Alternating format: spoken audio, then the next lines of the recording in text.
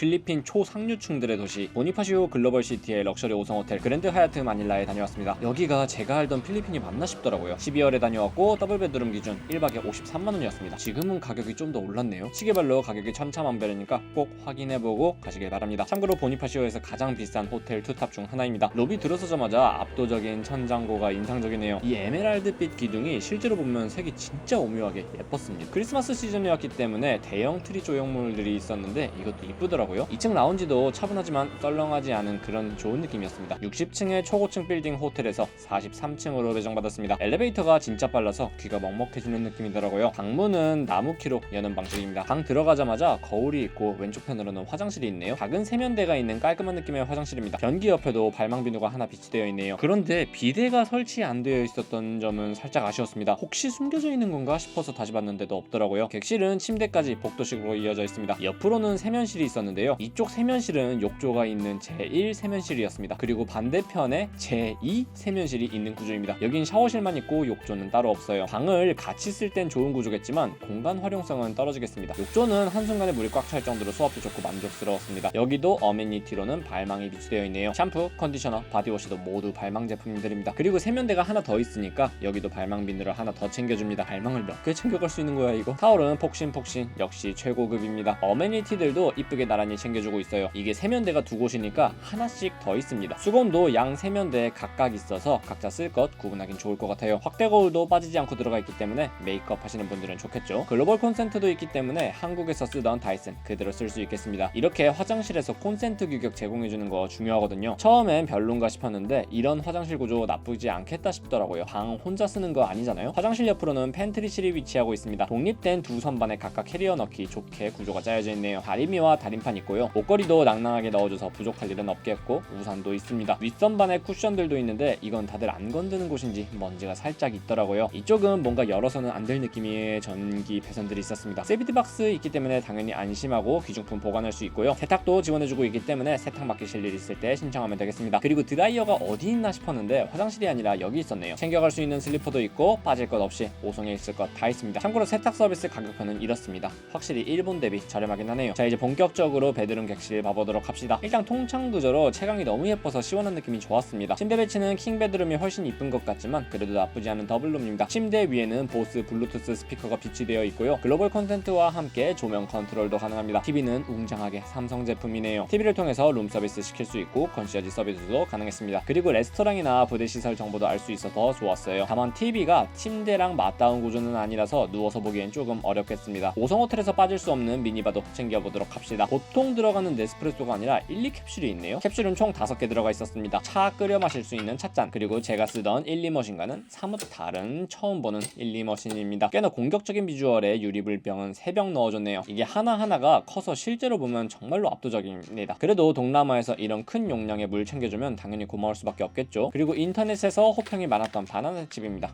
이거 정말 맛있더라고요. 기본적인 아몬드랑 초콜릿 같은 것들, 근데 저는 굳이 손이 가진 않더라고요. 팁백은 무려 영국 왕실 인증을 받은 트와이닝이네요. 얼그레이를 처음 만든 브랜드로도 알려져 있죠. 좋습니다. 그 밖에도 컵, 주전자 다들 깔끔하게 잘 준비되어 있었습니다. 냉장고에도 미니바들이 준비되어 있네요. 필리핀에서 가장 유명한 산미겔 맥주도 들어있었습니다. 조그맣지만 알차게 챙겨준 미니바, 역시 그랜드 하얏트답네요. 테이블에는 그랜드 하얏트 마닐라 잡지가 놓여져 있었습니다. 직원들이 실린 호텔 잡지인데 실제로 머무르면서 본 얼굴도 있어서 신선했네요. 43층에서 내려다보는 마닐라 보니파시오 시티의 전망이 상당합니다. 저 멀리는 바다인가요? 수평선 같이 보이네요. 제가 상상했던 동남아와 사뭇 다른 스카이라인에 솔직히 놀랐습니다. 딱 이 그림만 보면은 고층 빌딩 즐비한 게 서울이라고 해도 믿을 수 있었을 것 같아요. 역시 야경도 상당히 아름다웠습니다. 왼쪽 공터 또한 얼마 안 있어서 고층 빌딩이 들어설 것만 같은 느낌이죠. 몇 년 뒤 다시 와보면 저기도 또 다른 모습일 것만 같은 느낌적인 느낌입니다. 더 멀리 보이는 우리가 익숙했던 필리핀의 판자촌 느낌, 이게 동남아의 빈부격차일까요? 침대는 역시 그랜드 하얏트다웠습니다. 동남아 호텔 특유의 빈약한 이불이 아닌 익숙한 5성 하얏트의 그 느낌 그대로네요. 화장실에 많은 공간을 써서 45제곱미터 느낌이 나진 않지만 그래도 충분히 아늑합니다. 역시 집에서는 느낄 수 없는 5성 호텔만의 폭신함이 참 좋아요. 자취방이 안 좋아서 그런 걸까요? 2층 올데이 다이닝 그랜드 키친 뷔페에서 저녁 먹어줬습니다. 치킨 다른 부위도 아니고 닭다리를 쌓아두고 먹을 수 있어서 무엇보다 좋았어요. 막 튀겨 나온 튀김들은 뭘 먹어도 맛있죠. 기름 신선한 게 그냥 느껴졌습니다. 사시미와 여러가지 롤들도 종류도 많고 나쁘지 않은 느낌이었어요. 초밥은 이렇게 직접 말씀드리면 자리에서 직접 만들어주십니다. 역시 호텔이라면 모듬 치즈와 콜드컷 중요하죠.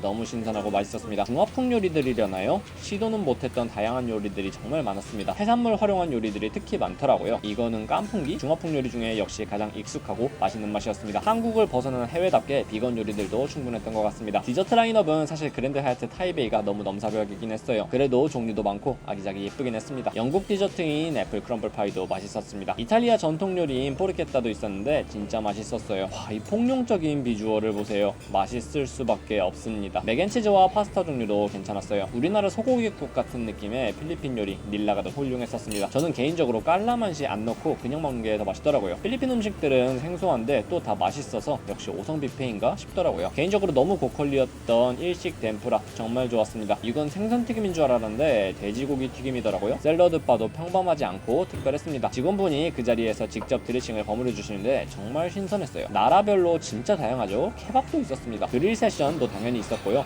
오징어도 그 자리에서 구워주십니다. 스테이크나 돼지고기도 바로 구워주시는 거 너무 맛있었어요. 이렇게 해서 저녁 뷔페 2,888페소, 한국에 비해서 정말 가성비 좋습니다. 칠면조구이는 뷔페가 아니라 각 테이블별로 직원분들이 덜어주시더라고요. 저도 익숙하진 않지만 부탁드려봤습니다. 가슴살만 잘라주시길래 다리도 좀 부탁드렸어요. 칠면조도 역시 맛있었습니다. 역시 녹색 쿼터제라고는 찾아볼 수 없는 제 접시, 두 번째 접시 또한 채소라고는 존재하지 않습니다. 이 필리핀식 베트남 쌀국수 정말 맛있더라고요. 그 자리에서 직접 만들어주시는 디저트, 이것도 맛있었습니다. 다른 디저트들은 솔직히 특별한 모르겠는데 저건 정말 맛있더라고요. 그 시절 빕스 생일 축하 떠오르는 느낌의 직원분들 축하 박수도 있었습니다. 그랜드 키친 저녁 뷔페 정말 맛있었어요. 방금까지 저녁 뷔페 먹었지만 영상으로는 또다시 조식 뷔페 먹으러 내려가 봅니다. 2박 3일 동안 그랜드 키친만 3번을 갔네요. 조식 뷔페는 저녁 뷔페 메뉴 재사용 안 하고 조식만의 메뉴들이 따로 있었습니다. 좀 더 조식스러운 그런 뷔페들로 채워주더라고요. 역시 조식에서 빠질 수 없는 해시 브라운과 소세지 최고였습니다. 베이컨은 얇고 바싹 익힌 스타일이었어요. 쌀국수는 그대로 있었는데 이건 제 최애 메뉴라서 오히려 감사했습니다. 필리핀식 소고기 국물과 쌀국수 조합이 진짜 좋더라고요. 홍콩 요리인 이프 누들도 맛있었습니다. 이건 야채가 너무 많아서 바로 닫아버렸어요. 이건 무조건 맛있을 수밖에 없는 볶음밥. 어제 스테이크 구워주시던 곳은 계란 후라이로 바뀌었네요. 디저트는 필리핀 전통 디저트인 푸토, 사핀들이 준비되어 있었습니다. 죽도 있어서 혹시 해외에서 음식 가리신다면 죽이라도 좀 드실 수 있겠습니다. 역시 해외답게 비건이나 할랄 푸드들도 준비되어 있는 모습이네요. 보통 조식 땐 뷔페 종류들을 줄이던데 여긴 종류 수를 줄이진 않아서 좋았어요. 그리고 또 무조건 맛있을 수밖에 없는 미소 된장국이죠. 세 그릇은 먹은 것 같네요. 갱과일 주스들 비주얼들 그리고 맛들도 너무 신선했습니다. 모듬 치즈와 콜드컷 그리고 중국 길거리 음식 지엔빙을 만들어주시네요. 베이커리도 역시 종류도 훌륭하게 다들 맛있었습니다. 와플은 특별할 것 없었는데 팬케이크가 촉촉하니 맛있더라고요. 베이커리 디저트들이 어제 저녁 뷔페보다 조식 때가 훨씬 더 맛있었던 것 같아요. 요거트와 토핑들 그리고 시리얼들도 있으니 취향껏 먹으면 되겠어요. 사실 과일은 동남아 기대하고 와서 그런지 특별함을 느끼진 못했습니다. 몽키 바나나 같은 거라도 있을까 하고 기대하긴 했었거든요. 대신 그 과일을 그 자리에서 바로 갈아주는 스미드디가 특히 좋았어요. 동남아라고 밥 적응 못할 것도 없이 밥 너무 든든하게 조식 맛있게 먹었습니다. 몽키 바나나가 끝내 아쉽긴 하더라고요. 왜 없지? 있을만한데. 이렇게 해서 조식은 1인당 1655페소, 숙박객은 할인이 있으니까 이거보단 저렴해져요. 숙박 중엔 넘버 8 차이나 하우스에서 점심도 먹어봤습니다. 전세계 각국 그랜드 하얏트들의 중화 요리 먹는 게 또 별미이긴 하거든요. 중화 요리는 나라별로 그 맛을 해석하는 게 달라서 꼭 먹어보는 편이에요. 물론 하얏트이기 때문에 어느 정도 표준화되어 있어 거부감 안 느껴지는 것도 있겠지만요. 미리 예약이 필요했던 랍스터는 아쉽게도 먹지 못했습니다. 사실 비쌌어요. 대신 딤섬류는 가격이 나쁘지 않았습니다. 바로 앞에서 요리를 해주시는 오픈 키친 형태라서 위생도 안심되더라고요. 무조건 맛있을 수밖에 없는 해물볶음밥 그리고 딤섬까지 최고였습니다. 통새우가 톡톡 씹히는데 비리지도 않고 너무 맛있었어요. 탄탄면도 싱겁지도 않고 너무 맵지도 않고 딱 먹기 좋은 그런 느낌의 맛이었습니다. 면발도 탱글탱글한 게 이게 중화 요리지 소리가 절로 나오더라고요. 넘버 8 차이나 하우스도 좋았습니다. 저녁은 60층 최상층 레스토랑, 이름도 더 피크에서 먹었습니다. 60층 루프탑 바에서 내려다보는 마닐라 야경이 대박입니다. 솔직히 이건 영상으로 안 담겨요. 직접 봐야 합니다. 46배는 더 예뻤어요. 필리핀에 대한 인식이 완전히 바뀌는 순간이었습니다. 물론 다른 한편에선 역시 개도국의 빈부격차에 대해 여실히 느껴지기도 했지만 하지만요, 더 피크의 시저 샐러드